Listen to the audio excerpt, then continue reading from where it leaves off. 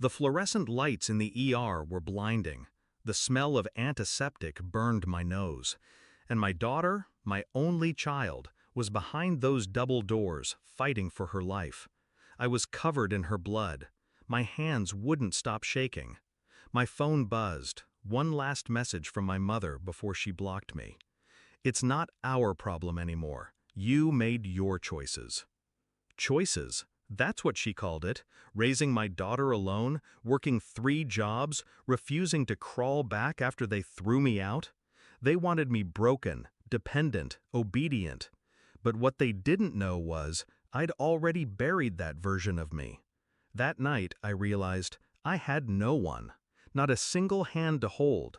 My family had abandoned me at my lowest. And then he appeared. A man in a tailored suit sat down beside me. I didn't recognize him at first. His presence was calm, deliberate.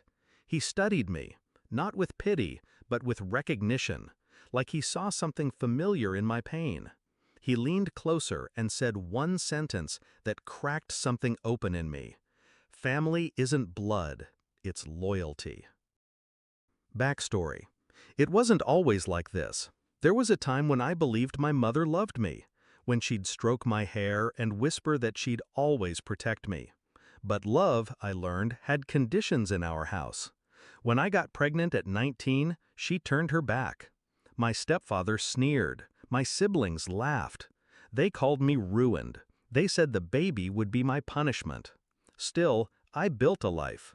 I clawed my way through nights of hunger, jobs that paid pennies, and every whispered insult that made its way back to me. I raised my daughter with nothing but stubbornness and scraps of faith. She became my reason to breathe, my one treasure. And yet, when she needed me most, I was alone.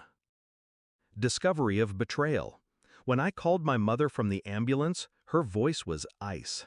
Why should we care? You walked away from this family years ago.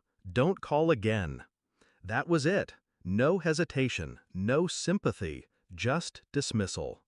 It was then I understood the truth. They never cut me off to punish me. They cut me off because, deep down, they wanted me gone. They wanted me erased. Shift in mindset. I didn't cry, not then.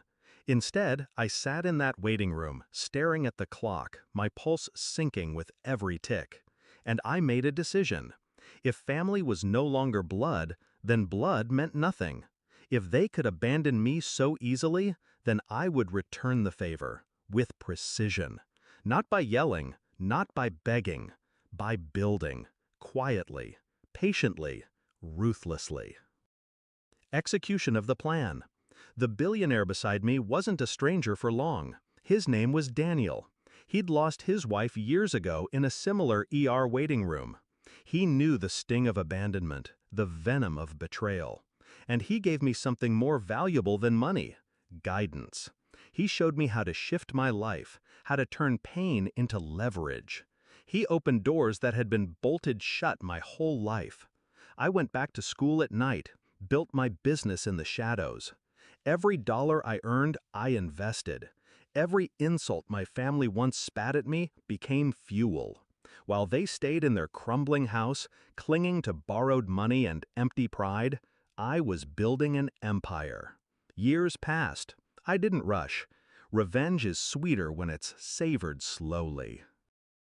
Climax and confrontation. The day came like fate had written it. My mother called me, desperate. Their house was being repossessed. My stepfather had squandered everything. They needed help.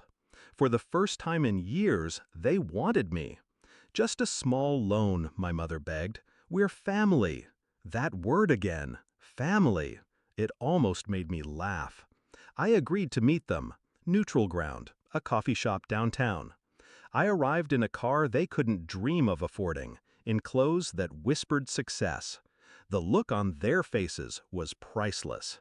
They barely recognized me. "You've done well," my stepfather muttered, masking envy with forced civility. I sipped my coffee slowly, savoring the moment. Yes, I have. Then I leaned in, locked eyes with my mother, and repeated the same words the billionaire once gave me. Family isn't blood, it's loyalty. I let that sink in before I added, and you lost the right to call me family the night you left me bleeding in that ER. Her mouth opened, closed. My stepfather stammered something about forgiveness, about moving on.